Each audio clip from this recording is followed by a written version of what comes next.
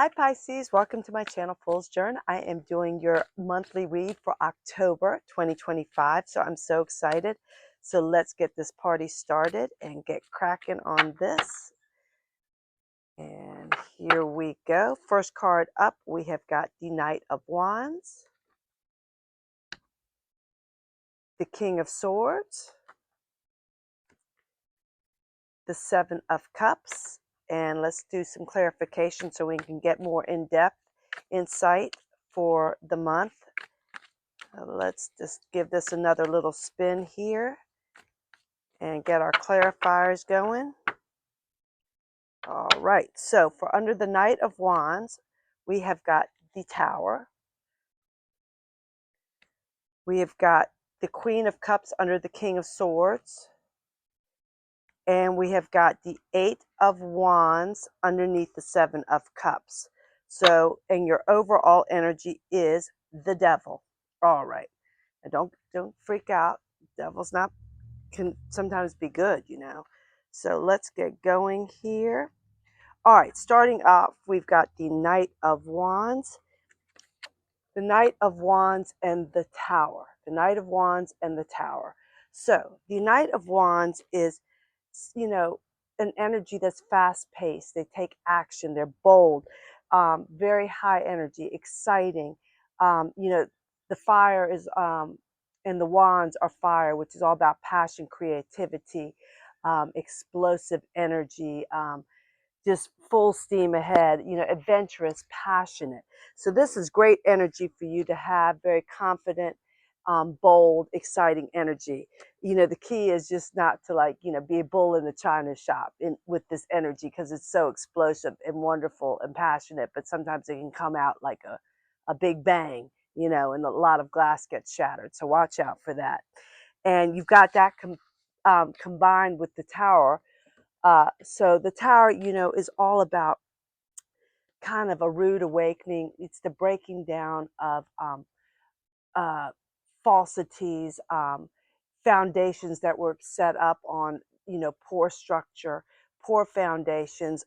So there's a need to kind of like start from scratch, because something's going to happen where you might know about it but you're ignoring it, or it's going to happen and you don't know about it and it's a surprise, and it could kind of rock your world for a little bit.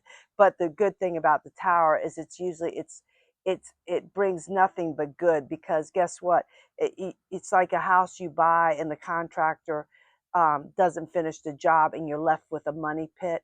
It's a good thing just to clear the foundation and start from scratch.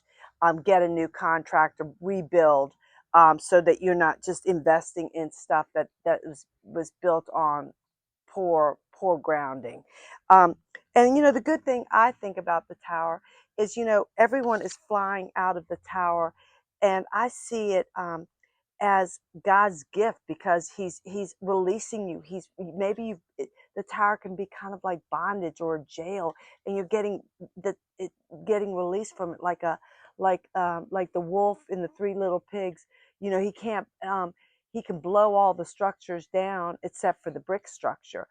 So so get yourself a good structure that they can't blow down, but you're being released out of these poor structures, the straw and whatever, I forgot what the other ones are, so you can move on. And you learn so much with this.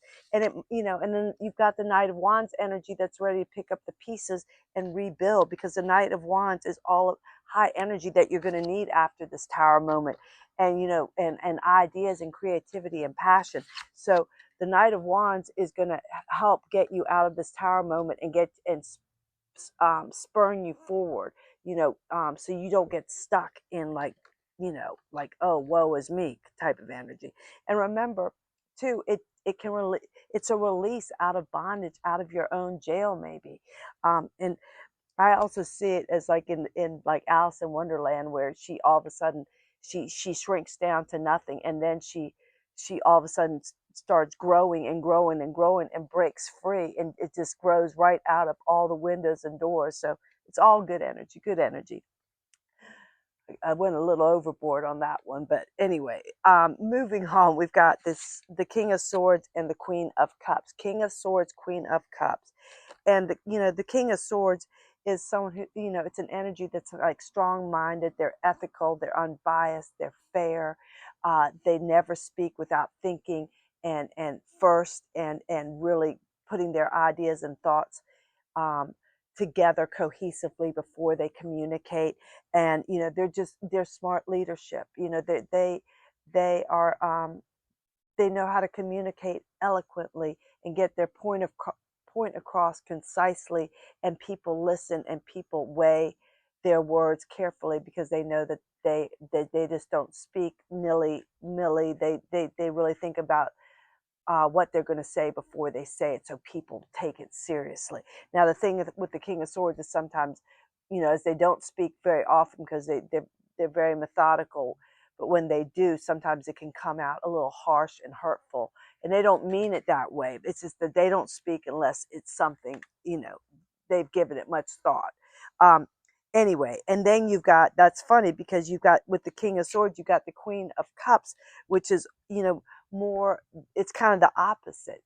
They think through their intuition and their emotion. And they keep their emotions stable, and they can weather any storm. But they do delve more into, instead of the mind, they delve more into the emotional, inner spirit guidance, intuition, and they're nurturing and loving and supportive. And and while the King of Swords is a little bit more rational, can come across a little harsh, um, you know, uh, but they're ethical and they're fair. But this is kind of a nice combination because you got the best of both worlds right here. So let's think of that. That's good. And the cups are the water signs: Scorpio, Pisces, Cancer.